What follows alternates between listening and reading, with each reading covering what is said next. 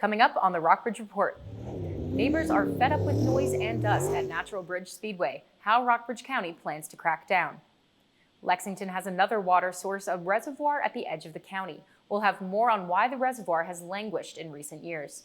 And Secretary of State Antony Blinken confronted his Russian counterpart today. I spoke briefly with Russia's Foreign Minister Lavrov on the margins of our G20 meeting today. What Blinken told Russia up next. Temperatures in Lexington will drop this weekend. We'll tell you how long the colder weather will last. All that and more now on the Rockbridge Report. Live from the campus of Washington and Lee University with news for Rockbridge County, this is the Rockbridge Report. Welcome to the Rockbridge Report. I'm Vivek Kumar. And I'm Bree Hatch. Secretary of State Antony Blinken met with Russian Foreign Minister Sergei Lavrov on Thursday for the first time since the war in Ukraine began more than a year ago. The brief meeting took place when Blinken approached Lavrov on the sidelines of the G20 foreign ministers meeting in New Delhi, India. Officials say they spoke for roughly 10 minutes. Lastly, I spoke briefly with Russia's Foreign Minister Lavrov on the margins of our G20 meeting today. I urged Russia to reverse its irresponsible decision and return to implementing the New START Treaty, which places verifiable limits on the nuclear arsenals of the United States and the Russian Federation. Mutual compliance is in the interest of both our countries. Blinken also reaffirmed America's support for Ukraine. Owners of the Natural Bridge Speedway have struggled to control excessive dust, trash, and noise. For years, the county has been lenient with the track, but now some officials are cracking down after complaints from the track's neighbors. Emma Mansfield reports. Many residents have reached their breaking point with the Natural Bridge Speedway. They're sick of trash left behind by the track's patrons. They're tired of the noise from revving engines and the whine of the race cars. And they've had it with the dust storms created by the dirt track. It is a mess. It gets all up on our vehicles. It gets in my house. My wife can't hang out clothes, especially on like race time, because the orange dust gets on the clothes when they're wet and it just makes a mess. The dust storms are not a new problem, but now county officials have decided to take a tougher stance. The Rockbridge County Board of Supervisors says the Speedway will have to pay $200 to $500 per violation starting March 18th, when spring practices begin. But the levels that we got to 2 times last year were completely unacceptable, let's put it that way. The Speedway received 3 zoning violation letters last year from the county for failing to control dust, pick up trash, and keep an ambulance on standby. People are so freaking, they're disrespectful. For anybody to throw trash along that road knowing that people live there. The track's owners also were cited for operating races after its 11 p.m. curfew. I've got to turn my TV up to like 3/4 volume to be able to listen to it, you know. Tiffany Kidd began leasing the Speedway from its owner, Joseph Glassford, in July. She'd never operated a racetrack. She says she bought a second water truck to control the dust. And she says she contracted with Glasgow Rescue Squad to provide an ambulance at every practice and race during the 2023 season. We're trying our best. We're giving it 110%. So, you know, things that have happened last year, 3 years ago, 5 years ago, there's always going to be a learning curve and mistakes can happen. I mean, it's never intentional. The opening race of the 2023 season is set for April 1st. The racing season will continue through mid-October. For the Rockbridge Report, I'm Emma Mansfield. The city of Lexington is facing tens of millions of dollars in costs to modernize its water and wastewater treatment plants. For decades, it's owned a reservoir that's on the edge of Rockbridge County, but the city has no meaningful access to its water. Andrew Arnold joins us live to explain. Thanks, Vivek. Water bill rates in Lexington increased 5.5% in the last fiscal year, and increases are not expected to stop. That's because the cost of modernizing the city's existing water and wastewater treatment plants are expected to jump millions of dollars. Lexington's sole source for drinking water is the Maury River. Members of the Maury Service Authority say Lexington only has clean water to last for about a week if it can't get water from the river. It's a risk to have only one source, because if something should happen, then you have to ask yourself, what are you going to do? But technically, Lexington does have an alternative. The Moores Creek Reservoir is listed as an emergency water source, but the pipes are so decrepit that there's no way to get the water to Lexington and its residents over 14 miles away.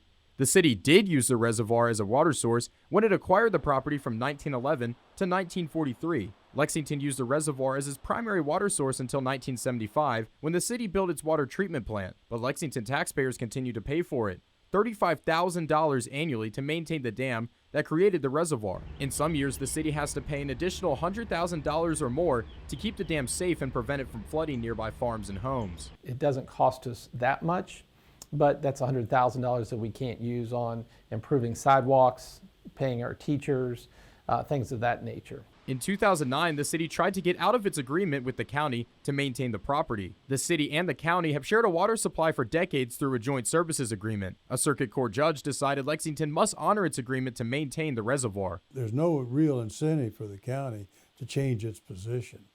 The city's kind of stuck with owning it and having to maintain the dam. This leaves Lexington limited options with Moores Creek. Alligood said it would cost several $millions to convert it into a viable secondary water source, but the city cannot afford that right now. Friedman has another idea. It's a gorgeous spot, beautiful views, and a lovely body of water. So from that standpoint, if we could do something tourism-wise, that would be ideal. Certified the safety of the dam at Moores Creek in early February after the city raised the crest of the dam at a cost of $65,000. For the Rockbridge Report, I'm Andrew Arnold. Back to you in the studio. Thank you, Andrew. Lexington City schools officials are proposing a 14% pay raise for teachers' aides who work with special needs children. The school districts want to hire another aide next year to work with special needs students at Waddell Elementary School. School board members also want to hire a part-time teacher to work with a growing population of non-English speaking students. Read Kristen Bessnight's full story at rockbridgereport.wlu.edu. A Lufthansa flight from Austin, Texas made an emergency landing in Virginia Wednesday evening. The Federal Aviation Administration is investigating the cause. Multiple passengers were injured after the plane traveling to Germany ran into significant turbulence. One passenger said it felt like the plane was dropping suddenly, and she could hear glass breaking and people screaming. The flight landed safely at Dulles International Airport shortly after 9 p.m. 7 people were taken to hospitals with minor injuries. The White House is calling for new regulations to force companies critical to economic and national security to raise their cyber defenses. It's part of President Biden's new cybersecurity strategy. The White House wants to work with Congress to develop legislation that holds software makers liable when their products don't adequately protect against hackers. Over the past few years, several ransomware attacks have threatened key public services. The Biden administration has already imposed cybersecurity requirements on aviation and oil and gas pipelines. The White House says it's unifying the nation's approach to weapons of mass destruction and radioactive materials. President Joe Biden signed a national security memorandum on the matter Thursday. The White House says the plan integrates policies to counter non-state use of chemical, biological, radiological, and nuclear weapons. It has guidelines for permanently disposing of materials that can be used in weapons. The memo also contains what the administration calls the first comprehensive policy for securing radioactive materials. Coming up, a Rockbridge Report court ruled yesterday that police didn't violate the rights of a local murder suspect. Quite the rainy day tomorrow, but a beautiful weekend ahead. Find out more with my forecast at 5. And after the break, in Tennessee, state lawmakers are poised to restrict drag performances amid a broader push targeting LGBTQ+ rights. Hey world, I have a quick message. It's about safe driving. All right, let's go. Anytime you're driving, have the seatbelt buckled tight, both hands on the wheel and your phone out of sight. We're not in your hand trying to text somebody back, because if you do, your car might get smacked. The moral of the story, just put your phone down. The people on the road will stay safe and sound. Put your phone down, put your phone down. People on the road will stay safe and sound. Yeah.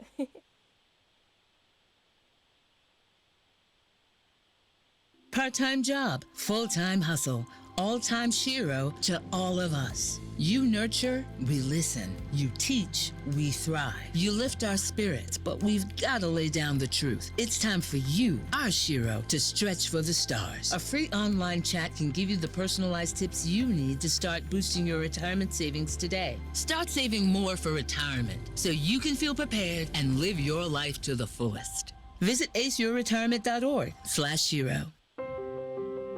When I first saw a turtle, my heart was full. Now I'm anything but lonely. We have this deep connection, this heart connection. He just wants to be close to you and part of your life. Every day with turtle is a perfect day. When I'm holding her, it makes me feel calmer. I think everything he does shows how much he loves us. When we adopt a shelter pet, we discover they're a little bit of a lot of things. But they're all pure love.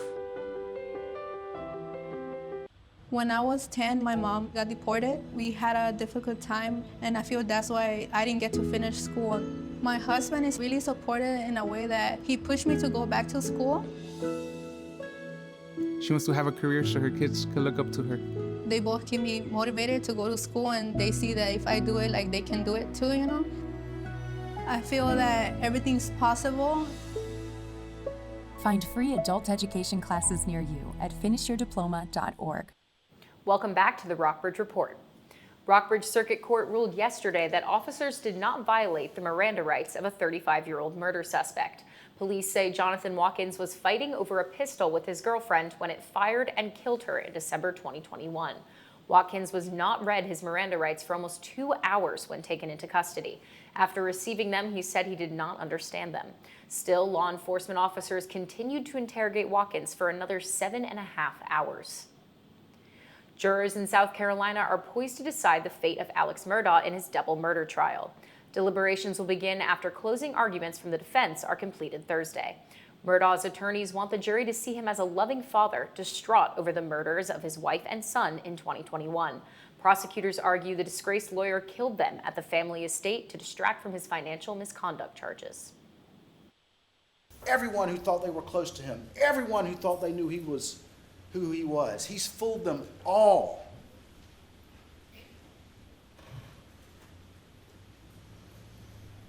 And he fooled Maggie and Paul too. And they paid for it with their lives. Don't let him fool you too. The trial is in its 6th week and has featured more than 70 witnesses and a jury visit to the murder site. Members of the Rockbridge Area Community Services Board say they want behavioral health funding in next year's state budget. Board members say Rockbridge County needs more hospital beds and higher salaries for behavioral health professionals. The General Assembly passed a partial budget that does not include any funding for mental health services. Read Teddy Jacobson's full story at rockbridgereport.wlu.edu. Tennessee is poised to become the first state to restrict drag performances. Republican Governor Bill Lee is expected to sign a bill into law to limit, quote, adult cabaret performances in public. But first, the legislation has to pass the state Senate on Thursday, which it will likely do. Under the bill, adult cabaret performances are defined as those with, quote, topless dancers, go-go dancers, exotic dancers, strippers, and male or female impersonators. Republicans have said the law protects children against sexually explicit shows. Once signed, the law would go into effect July 1st. Buena Vista is trying to recover from decades of hardships, from floods to failed efforts to run a golf course. But residents and city officials say the city is making progress with the opening of several new businesses. And the city government is working on ways to update the Glenmorey Park and to create a town square. For more on the new efforts, check out Jack Hunter's article on our website, rockbridgereport.wlu.edu. A local timber mill has remained in business for over 35 years despite shrinking competition. The president of W.R. Deacon & Sons Timber says it's all in the family. Ryan Race reports. W.R. Deacon & Sons Timber is a family-owned and operated timber mill in Rockbridge County that produces lumber for flooring companies and other contractors. Deacon & Sons used to be one of at least 8 mills in the county. Now it's one of 3. Stuart Deacon says he thinks he knows why his sawmills lasted since 1987. Attrition, they just, nobody to carry it on, I guess. He means family. Deacon's brothers help out with all things around the mill, from scaling logs to trucking. Timber is big business in Virginia. Virginia Tech data from 2012 showed the average price per 1,000 board feet of hardwood saw timber was around $155. 10 years later, it was as high as $292. Deacon says that the national demand for hardwoods has increased in recent years. Business is pretty good. It was better 2 years ago, really good, but that's just the nature of the beast. That's the way it goes. The Deacon Timber Mill gets most of the trees it needs from West Virginia. Each load of 4,500 board feet costs $550. My nephews buys the logs for us over there, and we get trucks and bring them in here and unload them and put them in their right pile, of their species, and then we put them up on the mill and saw them. Deacon says his company hires contract loggers to cut down local trees in Rockbridge County. He says the contractors must follow Virginia regulations for best practices when logging. That includes placing straw and grass where trees have been removed. This is a resource that's renewable. It'll grow back. You just have to use good principles when you log. Deacon's workers process the wood, shaving off the bark and smoothing it out. Then they cut it up into boards and they ship to their customers up and down the East Coast. He says that he believes the key to his success is reliability. One of the biggest challenges for W.R. Deacon & Sons is labor. Deacon says it's hard to find people who want to put in long hours at a sawmill. For the Rockbridge Report, I'm Ryan Rach. Coming up next, winter storms continue to snarl traffic in California. We'll have more on how truckers are left stranded on a snowy interstate. And later, sports reporter Mackenzie Kane talks with Washington Lee's men's basketball team after a tough postseason loss. Virginia Military Institute's baseball season is off to a strong start. We'll tell you more in about 9 minutes.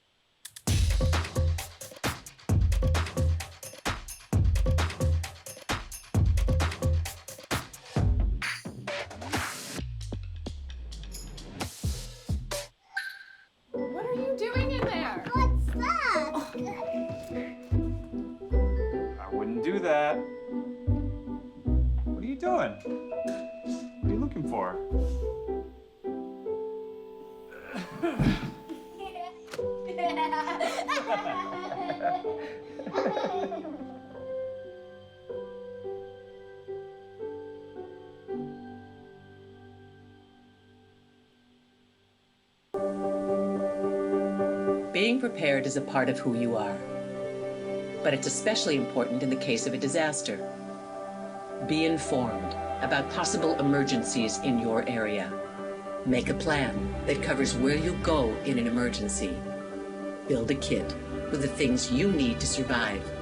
There's no one more capable of planning for your situation than you. Start your plan today.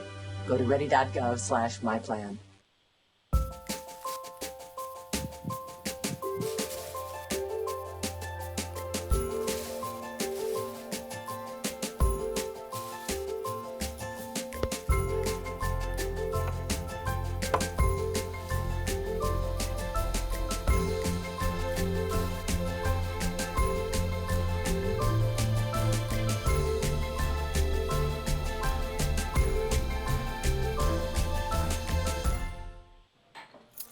What do you think you're doing, Kevin? Was just gonna drive home. There are several warning signs present that you shouldn't be driving. Like hearing voices? Like your text-to-emoji ratio? Oh man, the selfies. Selfie, nailed it. We all have warning signs that let us know that we're probably not okay to drive. Mine is pretending to be your subconscious. Craig, come on man, let's put a ride home. The fight goes on. The battle is not yet won. By now, we're tired, asking for a tag in. But now is not the time to let down our guard, because just when you think this opponent seems to be pinned down, it comes back to life and when you least expect it. So keep your guard up, because if your mask comes off, the fight is lost for all.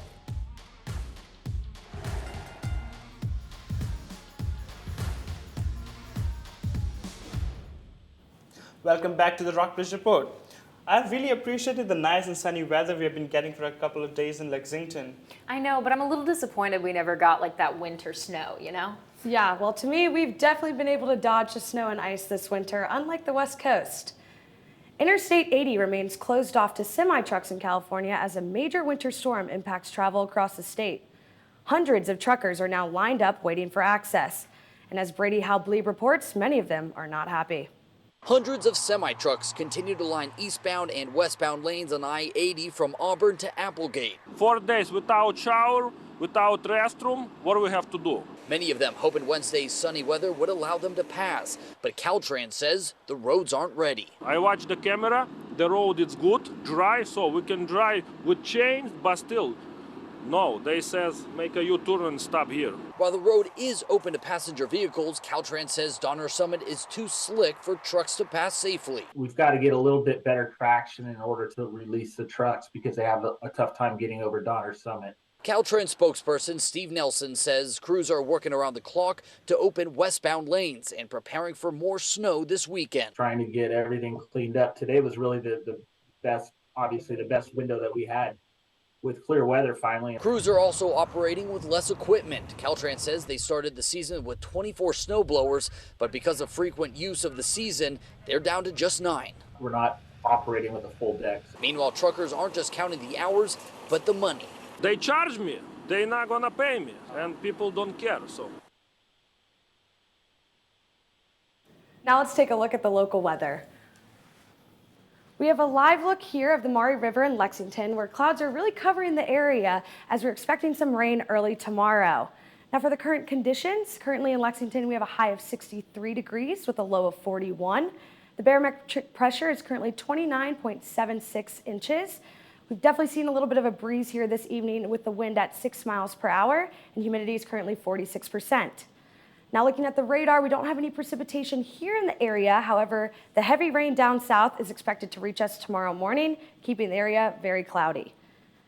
Now looking regionally to the east, Charlottesville is a little bit warmer at 69 degrees. Down south in Lynchburg is currently 66 degrees. Here in Lexington, Stanton, and Buena Vista are all 63 degrees. Looking to the east, Covington's a little bit colder at 52 degrees, and Roanoke is currently 65 degrees. Now tomorrow, the rain will roll in really early in the morning and kind of taper off in the afternoon. It'll also be a little bit chillier than we've recently seen with a high of 47 degrees and low of 43. Going into the weekend though, look at all of that sun. Saturday, the temperatures will climb up to a high of 56 degrees with a low of 33. Looking at the beginning of next week, Sunday we'll have a high of 63 and low of 32. Monday will get even warmer with a high of 65 degrees and low of 46. And Tuesday, temperatures will climb up to 66 degrees with a low of 57. So be sure to get outside this weekend and early on to next week. Back to you guys. Up next, Washington and Lee women's basketball team is headed to the Old Dominion Athletic Conference Championships. We'll share the score from their latest game. And in Buena Vista, a hibachi and sushi restaurant has just moved from mobile to dine-in. More on the new business. Julie was always a voracious reader. She'd carry 2 novels on an airplane because she'd read one on a 3-4 hour ride. And at some point, I began to notice that she would read a page and couldn't remember what she had just read, and she'd have to go back and read it again. I don't remember much these days after I read, but less does for me, and I love it.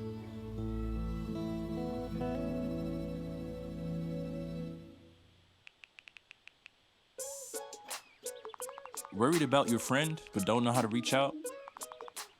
You could say, how are you, or get a fake tattoo. You could ask with an app if it works for you. You could chat with them in VR, it's so good. If you think you should check in, yeah, you should. Whatever gets you talking. Reach out to a friend about their mental health. Whatever gets you talking. Learn how you can help at seizetheawkward.org. When I was in foster care, I never knew when I would have to move. So I always had my suitcase ready to go. Then one day, I was adopted. My new parents opened their hearts and home to me. My parents cook my favorite breakfast for me every morning. My parents take me on trips I never thought I would go on. They gave me a home and an even better reason to use that suitcase. My parents aren't perfect, but they're perfect for me.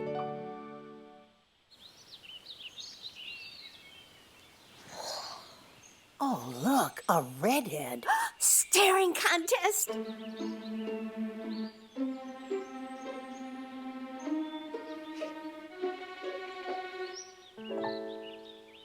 You still got it. I know. Come alive with the forest. The dad was cute. You were looking right at us. Visit discovertheforest.org to find a forest near you. Welcome back to the Rockbridge Report. Let me tell you, I'm not the biggest sports fan, but nothing gets me going like WNL's women's basketball team killing their season this year. I'm so glad that they're having a blast in this season, but what I'm really excited about the baseball this spring. Yeah, you know, this time of year is an emotional roller coaster for me. I am so excited to see what the spring season has in store, but you know, I'm sad to see these winter teams go. And that being said, the Washington and Lee men's basketball team season has unfortunately come to an end. In the conference quarterfinals, the team battled Roanoke College in what was a historic quadruple overtime game. I had the opportunity to speak with the team's star player yesterday on his newest achievement. Afternoon, Rockbridge. I am here with Rob DeCivio of the Washington and Lee University men's basketball team. Rob, I know the team had quite the game this past weekend with the ODAC quarterfinals, and I know it must have been hard to end the season on a heartbreaking loss like that, but it wasn't all bad news that day. You had a ODAC tournament record, 46 points. Can you walk me through what was going through your mind throughout that game? Yeah, I mean, for one, it was such a crazy game, the craziest game I've ever been a part of. And for a lot of the game, really nothing was going through my mind. I was kind of in that zone where just wasn't really thinking about anything besides playing. And then once we got into the later stages, I just tried to keep reminding myself to keep going, especially when there's times where it feels like nobody has anything left in the tank. It's like just tried to get that little extra bit out of myself and finish the game strong. And I know you've already confirmed that you're going to come back next season. What are some of your goals moving into next year?